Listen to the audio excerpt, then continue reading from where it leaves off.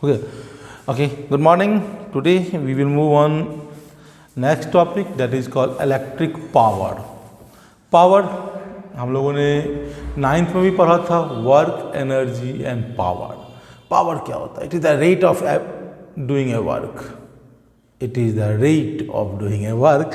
Similarly अगर मैं electric power को डिफाइन करूं तो it is the work done per unit time.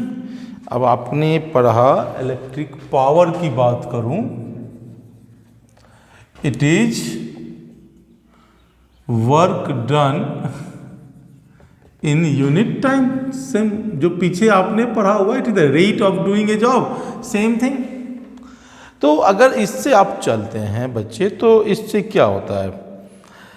या it is the rate at which electrical energy is consumed, या it is simple लिख सकते हो, या it is the rate at which electrical energy is consumed. तो अब आपने इसको पढ़ा तो पावर इक्वल्स टू क्या हो गया बच्चे? P equals to that is the work done. आपने पढ़ा हुआ अपॉन टाइम, कोई दिक्कत? दैट मीन्स क्या हो गया? P बराबर W अपॉन T. आपका क्या हो गया बच्चे? P equals to W upon T. Work done is W. अब आपने एक चीज़ और पढ़ा है, या SI यूनिट ऑफ पावर होता है.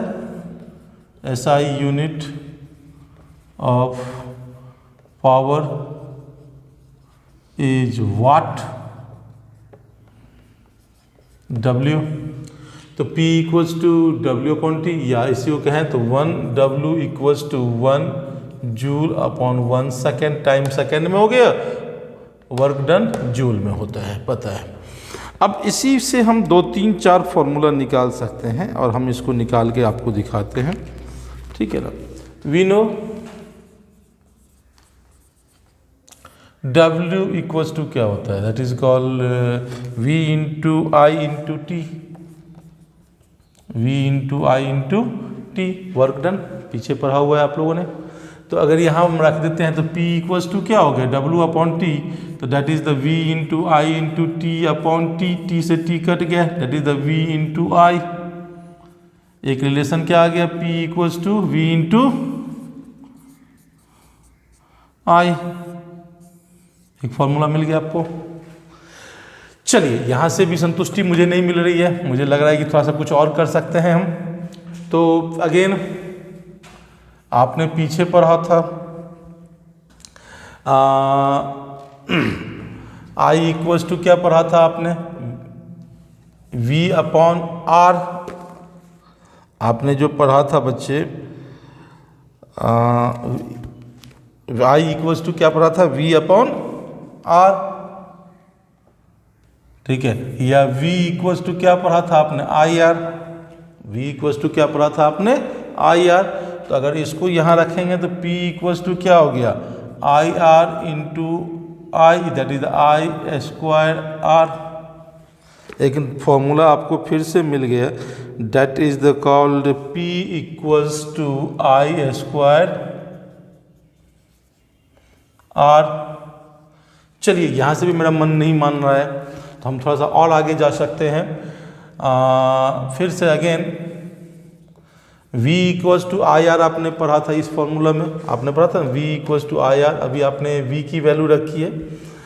इसी में आपने एक चीज़ और पढ़ा था कि I इक्वल्स टू क्या होता है बच्चे? I इक्वल्स टू, अगर इसी फॉर्मूला से चलेंगे तो V equals to I R. तो I इक्वल्स टू क्या हो गया? V upon R. So I R. अब अगर हम P को यहाँ रखते हैं तो P इक्वल्स टू V, तो V ही है बच्चे, और I की जगह पे रख दिया V upon R, that is the V square upon R. P equals to क्या हो गया? V square upon R. एक फॉर्मूला ये भी हो गया. ठीक है. अभी मैंने P को एक बार V से रिप्लेस किया, एक बार P को हमने I से रिप्लेस कर दिया।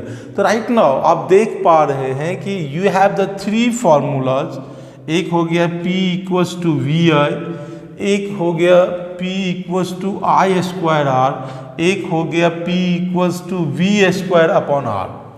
तीनों फॉर्मूला कितना आसान से निकला है ये जानिए। पहले P equals to work done upon time, पता है आपको P बराबर वर्क डन, तो वर्क डन का P का मैंने यूनिट बताया वाट होता है, वर्क डन का जूल होता है, टाइम का सेकेंड में होता है।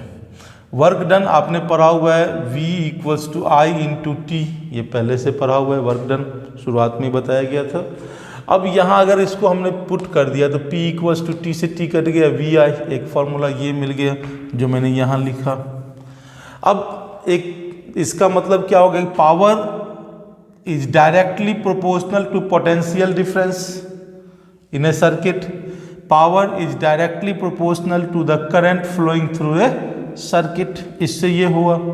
फिर यहाँ अगर इस फॉर्मूला से चलें तो power is directly proportional to the square of current flowing through a circuit and directly proportional to the resistance of the circuit. अगर इससे चलते हैं तो power is directly proportional to the square of potential difference but inversely proportional to the resistance of the circuit. तो आपने देखा कि हम तीन फॉर्मूला निकाल पा रहे हैं, where P equals to power, V equals to potential difference, R equals to resistance, I equals to current, और क्या है बच्चे, ठीक है। तो आपने देखा कि आपको मैंने पावर के लिए एक फॉर्मूला निकाला और उससे मैंने आपको तीन रिलेशन निकाल के दिया। One is P equals to V I, second is P equals to क्या कहते हैं आई स्क्वायर आर। कैसे निकाला, क्योंकि ये हम जानते हैं, again V equals to I R, we know, ये आपने पढ़ा है ओम्स लॉ में। कहाँ पढ़ा है आपने, ओम्स लॉ में। तो इसको रखा, इससे ये रिलेशन आ गया। फिर से यहाँ ओम्स लॉ का ही रिलेशन है, फिर रखा तो ये रिलेशन आ गया। तो डियर प्लीज़ इसको कॉपी कर लें। और ये तीनों आपके लिए इसलिए महत्वपूर्ण है कि जब भी पावर कैलकुलेट करने की बारी आएगी तो we have to go by only that three formulas and we will able to find the power of a circuit, power जो भी किसी चीज़ का रेटिंग निकाल सकते हैं। अब इसी पे हम कुछ सवाल बना के दिखाते हैं कि क्या होना चाहिए, कैसे होना चाहिए, ठीक है। अब पावर वोल्टेज रेटिंग आपने देखा होगा, जितना भी है प्रत्येक एप्लायंस पे लिखा होता है वाट, पढ़ा है। एलईडी में लिखा होता है कहीं 6 वाट, कहीं 10 वाट, कहीं 20 वाट, कहीं कहीं 30 वाट भी लिखा होता है। अब आपको अंतर भी दिखता होगा, जो 30 वाट वाला होगा वो ज़्यादा प्रकाश देता होगा, 5-6 वाट वाला जो होगा वो कम देता होगा। आपने जो भी हीटिंग एप्लायंस आपके घर में होता है, चाहे वो आयरन हो, चाहे गीजर हो, चाहे वो क्या कहते हैं इमर्शन रॉड हो, चाहे कोई भी हो, उन सब पे देखिए उसमें हाई पावर रेटिंग लिखा होता है। 750 वाट, 1000 वाट, 500 वाट, 1500, 2000, that's it's power. How much वो उसकी रेटिंग कहलाती है, उतना ही वो इलेक्ट्रिसिटी कंज्यूम करेगा। इसी से हम आगे पढ़ेंगे electricity consumed, E equals to P into T. हम एक फॉर्मूला आगे नेक्स्ट क्लास में हम पढ़ेंगे, E for electricity consume equals to P into T. जितना पावर होगा और जितने टाइम तक चलेगा उतना ही इलेक्ट्रिसिटी कंज्यूम करेंगे। फॉर एग्जांपल हम देखेंगे, ठीक है ना, हम आगे नेक्स्ट क्लास में इसको पढ़ेंगे। तो इस पे बेस्ड न्यूमेरिकल्स कैसे आते हैं, कैसे आप लोग बना सकते हो, how you will able to calculate. मैं कुछ न्यूमेरिकल्स निकाल के दिखाता हूँ, बाकी आप लोग कैलकुलेट करेंगे। मैं ये आप होपफुली ये फॉर्मूलाज आप लोगों ने लिख लिया होगा, मैं इसको मिटा रहा हूँ।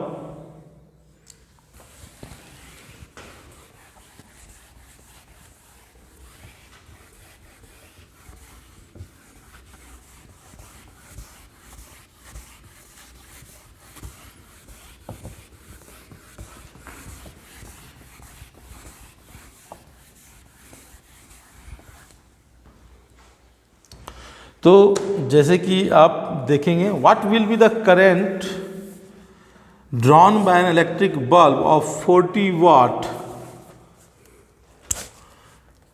40 वाट P इक्वल्स टू दिया है बच्चे 40 watt. It is connected to a source, V दिया हुआ है 220 वोल्ट, V दिया है 220 वोल्ट और P दिया हुआ है 40 वाट। तो आपको निकालना है कि व्हाट्स द, आपने भी जस्ट पढ़ा था P इक्वल्स टू वी आई। अब ये को P दिया है, V दिया हुआ, I इक्वल्स टू क्या हो गया बच्चे, P अपॉन V। P 40 बटे 220, 0 0 2 11 डिवाइड कर लेंगे, दैट इज द 0.18 एम्पियर। कितना आसान था। इसे दूसरा सवाल ही दिया हुआ है, an electric bulb is rated 220 volt and 100 watt. 220 volt फिर से दिया हुआ है, V इक्वल्स टू 22 वोल्ट और P इक्वल्स टू दिया हुआ है 100 वाट। तो फर्स्ट ऑफ ऑल हम अब इसमें क्या मिसिंग है बच्चे, P दिया हुआ है, V दिया हुआ है, तो व्हेन, हाँ, तो इसमें द पावर विल कंज्यूम, पहले इसमें हम P V I भी मिसिंग है, R। तो पहले हम अगर R निकालना चाहें तो कैसे निकलेगा, P इक्वल्स टू क्या फॉर्मूला पढ़ा था आपने, V square into R, V square upon R।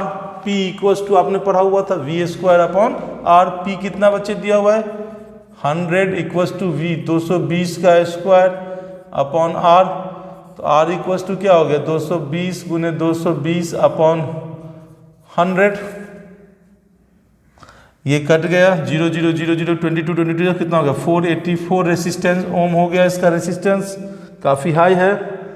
अब फिर से फर्स्ट केस, अब आपका R यही रह गया, अब V चेंज हो गया है according to question, V equals to 110 volt, R आपका ये सेम है 484 ओम।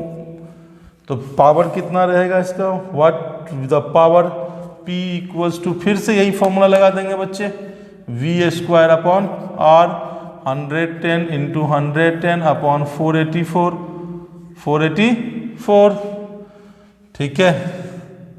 तो ये हो गया 10, ये भी हो गया 10, ये हो गया 121, 4 100 को 4 से डिवाइड किया, कितना हो गया 25 वाट, 25 वाट। तो अब आप देख सकते हैं कैसे हमने निकाल दिया, 11 11 को 121 होगा, 121 को 4 से मल्टीप्लाई करेंगे तो 484, इसलिए सीधा 10 10 करके मैंने 4 कर दिया नीचे। तो you will able to solve, किसी भी न्यूमेरिकल को आप निकाल सकते हैं, ठीक है। आपको सिर्फ फॉर्मूला 3 याद रखना है। तो इसी पे आपको बेस्ड जो कुछ क्वेश्चन आता है जो आपको निकालना है, that's your homework for today's class. वो सारे फॉर्मूलाज आपको मैंने जो बताए वो याद रखना है। आपका होमवर्क हो गया बच्चे, पेज नंबर 58 एंड 59 लक्ष्मीर सिंह से ही रहेगा, 1 2 4 12 15 19 23 24 44। मैं फिर से रिपीट कर रहा हूँ, लक्ष्मीर सिंह से पेज नंबर 58 एंड 59 पे है, 1 2 4 12 15 19 23 24 एंड 44। ये है आपको बनाना है। In next class we will move on electricity consumed, इस पे हम लोग बात करेंगे, इसको सॉल्व करने की कोशिश करेंगे। Thank you.